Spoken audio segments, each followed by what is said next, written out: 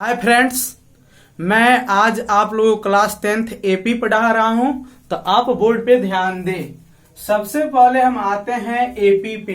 AP के बारे में जब हम लोग आएंगे तो ये किस क्लास में पढ़ना है, तो हम लोग क्लास 10th में पढ़ना है। एपी जो हमारा होता है सीबीएसई एंड द बीएसबी दोनों में पढ़ा जाता है, या आईसीएसई बोर्ड हो जो भी हो। तो एपी में सबसे पहले हमारे जो एपी जो है, एपी का फुल नाम समझते हैं। एपी का फुल नाम अर्थमेटिक प्रोग्रेशन होता है। यदि आपसे कोई पूछे एपी का फुल नाम क्या होता है, तो बोलना है एपी का फुल नाम अर्थमेटिक प्रोग्रेशन होता है। एपी का हिंदी नाम समानांतर श्रेणी या समानांतर श्रेणी कहा जाता है। कहने का मतलब यह है कि एपी जो है, एपी का फुल नाम अर्थमेटिक प्रोग्रेशन। अर्थमेटिक प्रोग्रेशन का हिंदी नाम दो होता है, एक होता है समानांतर श्रेणी, एक होता है समानांतर श्रेणी। अब सबसे पहले बात ये करेंगे कि एपी जो हमारा है इसे कहेंगे किसे, what is definition of AP या हाउ इज कॉल्ड एपी। तो ध्यान देंगे यहाँ पे एपी का सबसे पहले हम लोग परिचय के बारे में जानते हैं, इंट्रोडक्शन के बारे में जानते हैं। सबसे पहले एपी पढ़ने से पहले हम लोग पढ़ना है सीक्वेंस के बारे में। सीक्वेंस क्या? सीक्वेंस का हिंदी होता है अनुक्रम। सीक्वेंस का हिंदी क्या होता है? अनुक्रम। सीक्वेंस जो हमारा है इसको हम लोग ध्यान से देखेंगे। सीक्वेंस किसे कहते हैं? संख्याओं का वह समूह जो एक निश्चित नियम के अनुसार निश्चित क्रम में होता है उसे अनुक्रम कहते हैं। यानी कहने का मतलब सीक्वेंस किसे कहते हैं? सीक्वेंस का हिंदी अनुक्रम।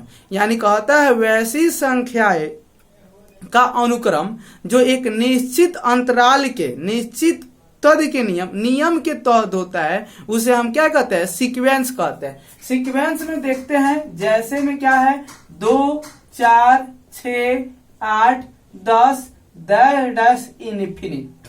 यहां बात समझिए, ये फिर से डिफिनेशन क्या कह रहा है?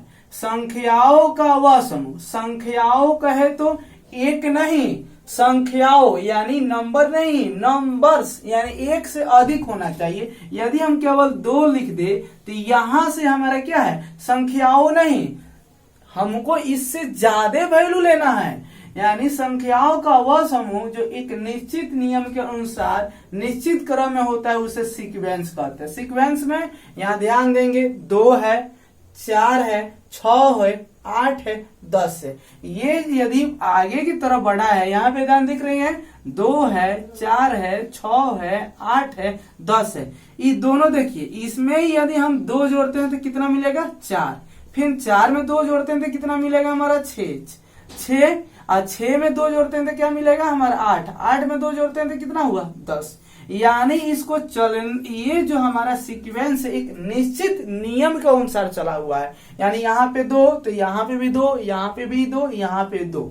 तो आप सभी समझे कि हम सीक्वेंस किसे कहते हैं। एक और ली है 5, 10, 15, 20। तो यहाँ ध्यान दीजिए 5, 10, 15, 20। 5 में 5 जोड़ेंगे तो 10, 10 में 5 जोड़ेंगे तो 15, 15 में 5 जोड़ेंगे तो 20। ये भी हमारा क्या है? सीक्वेंस ही है। क्लियर हुए यहाँ तक? तो हम लोग क्या समझे? एपी समझ गए। एपी के बाद हम लोग देखे सबसे पहले इंट्रोडक्शन यानी सीक्वेंस। सीक्वेंस भी हम लोग समझे संख्याओं का वह समूह जो एक निश्चित नियम के अनुसार क्रम में होता है उसे अनुक्रम कहते हैं। अब हमारे पास सीक्वेंस भी होते हैं ना। सीक्वेंस को भी 2 भागों में बांट दिया जाता है। How many types of sequence? तो they are the 2 types of sequence. First में होता है इनफिनिट सीक्वेंस एंड सेकेंड में होता है इनफिनाइट सीक्वेंस। ध्यान दीजिएगा। अब हम लोग पढ़ते हैं परिमित अनुक्रम यानी फिनिट सीक्वेंस। फिनिट सीक्वेंस किसे कहेंगे? तो इसका डिफिनीशन हमने लिखा है, यदि किसी अनुक्रम का पदों की संख्या निश्चित हो उसे परिमित अनुक्रम कहते हैं। फिर से पढ़ रहे हैं, यदि किसी अनुक्रम का पदों की संख्या निश्चित हो उसे परिमित अनुक्रम कहते हैं। जैसे 1, 3, 5, 7, 10, 25।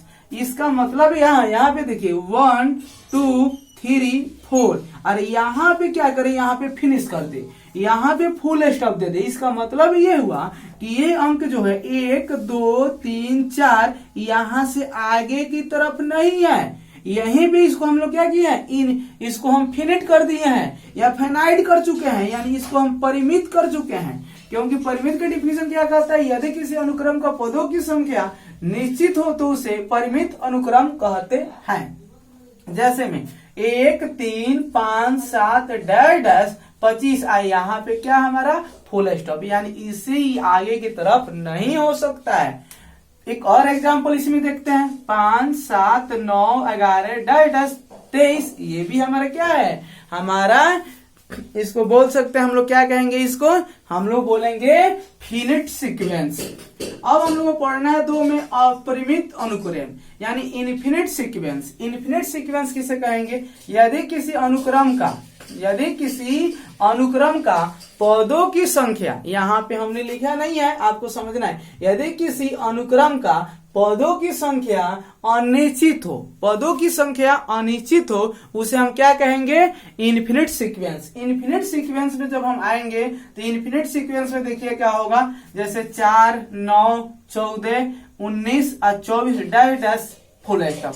यहाँ पे हमारा डैश है, ये पता नहीं है कि अंक कहाँ तक गया हुआ है, कहाँ तक बढ़ रहा है, हम लोगों को क्लियर पता नहीं है। 1/2 1/6 1/18 1/54 डैश इनफिनिट, मतलब कहाँ तक गया है ये मुझे पता नहीं है। जब कोई वैल्यू डैश होगा, पहचानने का तरीका क्या है, जब कोई डैश होगा उसे हम बोलेंगे इनफिनिट सीक्वेंस, और जिसमें डैश नहीं होगा उसको हम लोग क्या बोलेंगे, फिनिट सीक्वेंस। क्लियर हुआ। यहां से आगे पढ़ते हैं। अब यहां से पढ़ने के बाद आता है प्रोग्रेशन। प्रोग्रेशन कहे तो श्रेणी, प्रोग्रेशन मतलब श्रेणी या श्रेणी। प्रोग्रेशन कितने प्रकार के होते हैं, how many types of progression 3 प्रकार के होते हैं। सबसे पहले यहाँ देखते हैं प्रोग्रेशन का डिफिनेशन समझते हैं। वैसा अनुक्रम जो एक निश्चित पद्धति का पालन करते हैं उसे श्रेणी या श्रेणी कहा जाता है। वैसा अनुक्रम जो निश्चित पदों की पद्धति का पालन करते हैं उसे श्रेणी या श्रेणी कहते हैं। अब यहां से हम प्रोग्रेशन को विभाग में बांटते हैं। प्रोग्रेशन कितने प्रकार के होते हैं, प्रोग्रेशन 3 प्रकार के होते हैं, एक एपी, एक जीपी, एक एचपी। एपी का पूरा नाम हम लोग क्या होता है, अर्थमेटिक प्रोग्रेशन। जीपी का नाम होता है जियोमेट्रिकल प्रोग्रेशन, और एचपी का पूरा नाम होता है हार्मोनिक प्रोग्रेशन।